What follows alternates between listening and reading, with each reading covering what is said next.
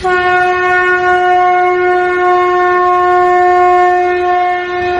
नमो नारायण। हिमालय कह रहा है। रचनाकार महायोगी पायलट बाबा जी। समाधि का महत्व। आंगिरस ऋषि का उपदेश। तभी एक ओर से एक दिव्य महापुरुष का आगमन हुआ। सभी खड़े हो गए। सभी ने बारी बारी से उनका अभिवादन किया तो उन्होंने मुझे अपनी भुजाओं में उठा लिया। वहाँ भीड़ जमा हो गई। सिद्धलोक के महापुरुषों का आगमन हो गया था। ये दिव्य पुरुष कुछ कहना चाहते थे परंतु उन्होंने कुछ कहा नहीं और मुस्कुराने लगे। सभी के होठों पर मुस्कुराहट छा गई। तभी महाअवतार बाबा ने प्रार्थना की, गुरुवर क्या बात है। प्रकृति के विद्रोह का विकल्प उनके पास है। जगत और जीवन के संबंधों में पड़ी दरार को जोड़ने की क्षमता इसमें है। योग में एक नया मोड़ दे सकता है पर यह प्रयोग नहीं कर पाएगा। और तब तक सागर की लहरें आपस में टकराकर प्रकृति का विनाश का रूप धारण कर लेगी। यही न आप कहना चाहते थे गुरुदेव। किंतु गुरुदेव यह भी सत्य है कि यह तब तक बहुत आगे भाग जाएगा जहाँ से मुड़कर देखना दुश्वार हो जाएगा। तुम सब ने यही किया है।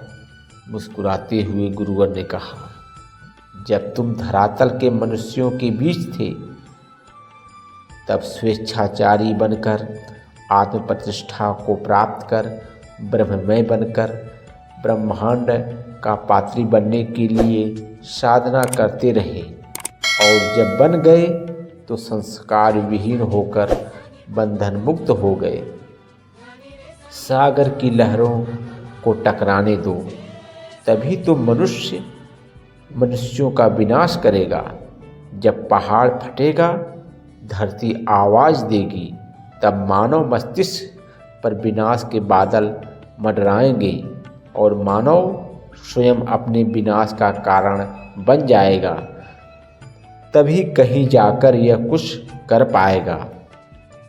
मैं तुम लोगों से भी कहता हूँ, फ्रांसिस, फादर कामली, क्राइस्ट, बुद्ध, महावीर, मोहम्मद, विश्व के सभी मतों को आप सब लोग प्रतिनिधित्व कर चुके हैं। आप लोग अपना अपना प्रतिनिधि भेजकर क्यों नहीं सागर की लहरों को शीतलता का संदेश देते हैं। पहाड़ों के ज्वालामुखियों को शांत रखिए। धरती को कल्याणकारी रूप दीजिए और मनुष्य के मस्तिष्क पर मानवता का संदेश अंकित कर दीजिए। तब कहीं जाकर यह भी कुछ कर पाएगा। मैं अपना सानिध्य इसे दे चुका हूँ। इसकी विचार तरंगें देवताओं को भी विश्राम दे सकती हैं। यह संकल्प शक्ति द्वारा जल की बहती धारा को ठहरा सकता है, बशर्ते कि यह प्रयोग करने पर उतारू हो जाए। यह प्रयोग केवल मरे विचार प्रवाह के साथ ही कर पाएगा। काल में गति है, ठहराव नहीं। दिशा में ठहराव है, गति नहीं। परिस्थितियों में परिवर्तन है, स्थिरता नहीं।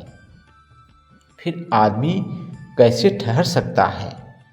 आप लोगों ने एक मोड़ दिया है, एक परिवर्तन दिया है, एक मार्ग दिया है। क्या किसी ने मनुष्य को स्थिरता देने की कोशिश की है। आप लोग स्वयं स्थिर हो गए और मनुष्य आप लोगों के संदेशों के पीछे पीछे दौड़ रहा है। अब आप स्थिर हैं, वे भाग रहे हैं। आप लोग अचल में हैं, वे चंचल में। वे अपनी सभ्यता और संस्कृति के लिए लड़ मर रहे हैं और आप लोगों द्वारा दी हुई सभ्यता संस्कृति उनका जीवन बन गई है, जिसे वे तोड़ना चाहें तो परिस्थितियाँ नहीं तोड़ने देती। ये बेड़ियाँ ही उनका जीवन लक्ष्य बन गई हैं। क्या किसी ने ऐसा समझकर संदेश दिया था कि धर्म के लिए आदमी आदमी का शत्रु बनकर मार काट करे, परंतु आदमी आज वैसा ही बन गया है। आदमी ही आदमी का दुश्मन बन गया है। आज हिंदू, मुसलमान, ईसाई, बुद्ध, जैन, आर्य, कबीर, बोहरा, गोरख आदि धर्मों संप्रदायों से परे खड़ा होकर संपूर्ण मानव जगत को एक रास्ते पर जाने का संदेश नहीं दे सकता है। मानव के लिए शांति से रहे और ऐसी भूमि पर खड़ा हो जहाँ कोई धर्म न हो, जहाँ कोई संकीर्ण व्यवस्था न हो, वरन जहाँ केवल मानवता का संदेश हो, जीने के रास्ते हो, विनाश के नहीं। चंद दिनों का यह मुसाफिर धर्म की व्यवस्था, परिवार का घेरा, देश का कानून और रोजी रोटी के प्रबंध में ही उलझकर बोझ से लदा चला जा रहा है। आदमी आदमी को कहाँ जीने दे रहा है। धर्म उसे निश्चित मार्ग पर जाने को मजबूर कर रहा है। राजनीति उसे परिस्थितियों में जकड़ती जा रही है। समय भागता जा रहा है। परिवार के सदस्य उसे बांटकर खा जाना चाहते हैं। बेचारा वह मुसाफिर क्या करे।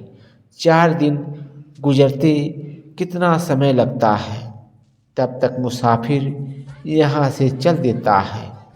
तब क्या प्रकृति वहाँ विद्रोह नहीं करेगी? समुद्र में तूफानी दौड़ नहीं आएगा? यह तभी होगा जब आप सब धरातल के मनुष्यों तक अपने अपने विचार प्रवाहों को भेजें। वे सब कुछ भूलकर मानवता की शांति और कल्याण के लिए कार्य करें। मानव से न आप समझौता करें और न उसे बाध्य करें।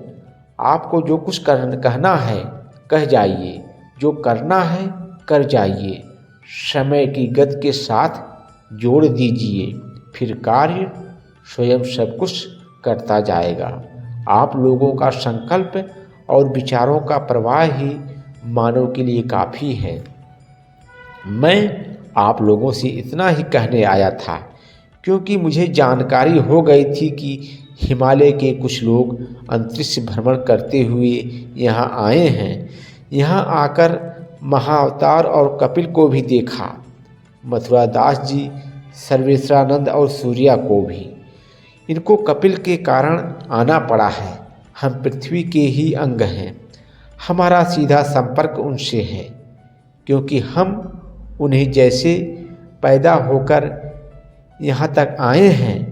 हम भी मानव हैं और हर मानव अपने कर्मों के द्वारा इसी स्थिति को प्राप्त कर सकता है।